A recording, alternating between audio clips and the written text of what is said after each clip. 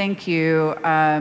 So I noticed in the background and purpose, it talks about the city of El Paso, and it mentions that its climate charter that would require 80% of the energy within the city to be green energy would then lead to an increase in utility costs for its citizens. How do you know that that would lead to increased energy costs? They had a study done.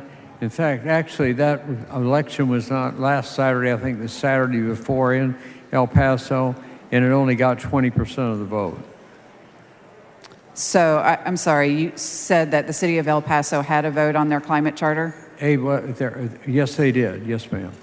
And it didn't pass, it sounds like. Got defeated, and they only got 20%. So it passed or did not pass? Did not pass. Did not pass, okay. And so if it didn't pass, the citizens of that community made that decision. That's correct. That's correct. And so why the need for this legislation that I believe could affect other cities? Is that correct?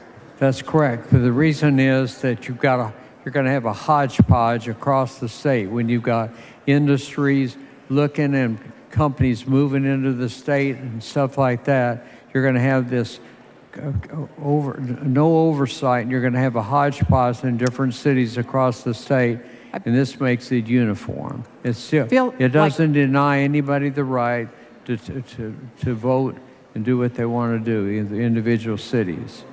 You know, I feel like we keep having this argument about the hodgepodge of regulations around the state, but that's because cities are so very different around the state. In fact, counties are very different around the state, and we're trying to make everything one size fits all and say the state has to decide everything. But that's the whole point in home rule cities, is that they get to make their rules. And this session, we just keep saying, nope, you can't make that rule. Nope, you can't make that rule. Right here, we're saying that a city can't make the determination to have a climate charter to try to... No, they can. They can make that decision, and they can make that proposal. We're just setting up a basis for them to do it where the legislature just has to approve it so it's consistent statewide. And we've done this for years.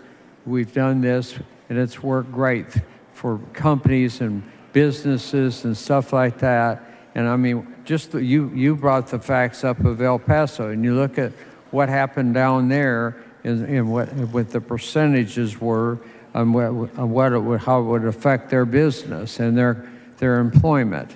And then that's what we're trying to do, is help that from happening to other cities. Well, I don't care what Midland does or anybody else. They can do it, and they can have an election, and that takes care of it.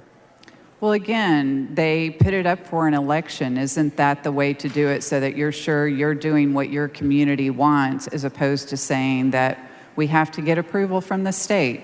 I mean, I know the state doesn't like to have to get approval from the federal government, but now you're saying cities have to get approval from the state. They just have to get approval that we have one basis to do it. You've still got the cities to take the vote, but we're all going to coincide together, and that's all this is. So do you think that the state will give approval for a climate charter? I have no idea.